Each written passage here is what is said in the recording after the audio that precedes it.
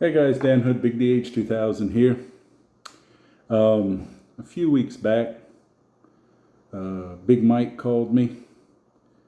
He said, Dan, I love the metal Torx that Simple Shot sells, but he said, I'm tired of wrapping and tucking.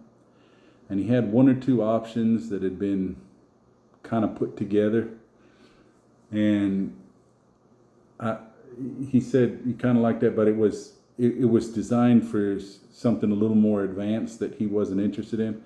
So anyway, he sent them to me and wanted the wave method attachment method put to them. The problem when you have a torque like this is if you do, and he wanted them out the top because he shoots out the top. If you go straight at the angle, I mean, the hole pops up way down on the fork, and it doesn't work very good because the only way that method that I set up works well is if the hole is right below the other hole. Okay, so I knew that wasn't going to work, so I dug deep into my old term memory, and if I'm not mistaken, I can't remember who exactly did this, but I think it was Matt over at You'll Shoot Your Eye Out. And what he did was he already had one Slingshot, I think, that had holes for loop tubes. And what he did was he drilled down through the top into those holes, and then he just used something like a little key to push the thing through when it was done. So what I did is I drill those two holes, and then I put this at ever so slightly an angle, okay? So that when you put the tubes in, for the most part, they should pop off. If not, you can just let me grab my key. Okay, grab any old key, assuming it fits. Sorry, I'm trying to do this on camera, of course,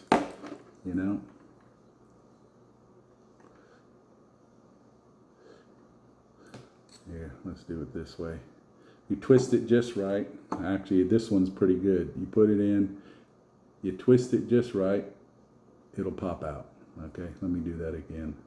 Because most tubes, if you look, most tubes are already curved a little bit because they're wound. But if you twist it a little bit, it'll come right out. Okay, feed it back down through. Okay, like your standard wave. Bring it around.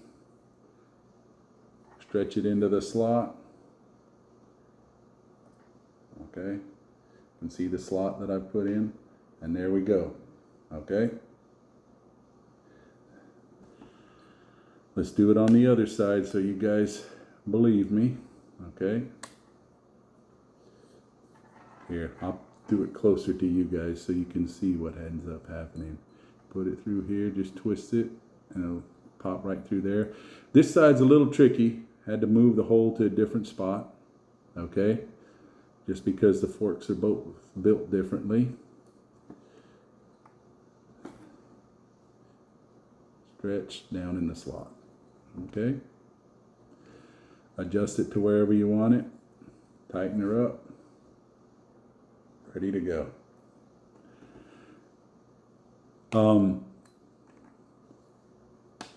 Here's the problem. Mike sent me two of these, so I gotta replicate this on the other one. So I'm doing my best. Maybe what I'll do is I'll make a paper template and mark where the holes are to make life a little easier. I don't know, but I don't really intend to do this again except for maybe Mike and one or two other friends. I don't intend to make a habit of it, okay? The only complaint I have about this work is the drill bit walked a little bit on this side. I had, what do you call it? I had punched a center punch and everything, and sometimes things just happen, guys. That's what it is. And I had it walk a little bit over here. I think before I do the other one, I'm gonna buy a new bit for the smaller hole to maybe get more precision and maybe get it a sharper angle at the bottom so that it follows the center punch a little bit better. But anyway, here you go. Let's do this one more time just so you guys can see it. As you stick it in, just give it a little twist as you push. It'll come on through, okay? Up and down through the hole again. I usually just hold a thumb here, pull it down through the slot, okay? Tighten it up, okay? The other thing you can do, Mike's not a big fan of loop tubes. Otherwise, I might have cut the slot out here so that he could also pop loop tubes on this if he ever wanted to. But that's really not his preference. His preference is single tubes. Now, I've done my best to smooth the spots. Remember, there's certain spots, oh, come on, where this tube will move and rub, okay? Right here, and then in the hole here where it goes down, because see, you pull it back, okay? So there's a spot. You run sandpaper through that hole and just smooth it out. Now I'll probably send Mike some sandpaper to touch this up if he wants to, because I've done it as best I can for now, but I don't know exactly. You don't want to go all the directions, because then you start rubbing the sandpaper in the wrong place, start taking this nice finish off. So once Mike if he finds a spot where it's rough, he can just run the sandpaper through that spot and just clean it up and minimize where he cleans up so that we don't do as much damage to the finish. Anyway, guys, sorry this video is a little long, just wanted to explain it. By the time this is released, the second one will probably have finished up and be headed towards Mike. Take care.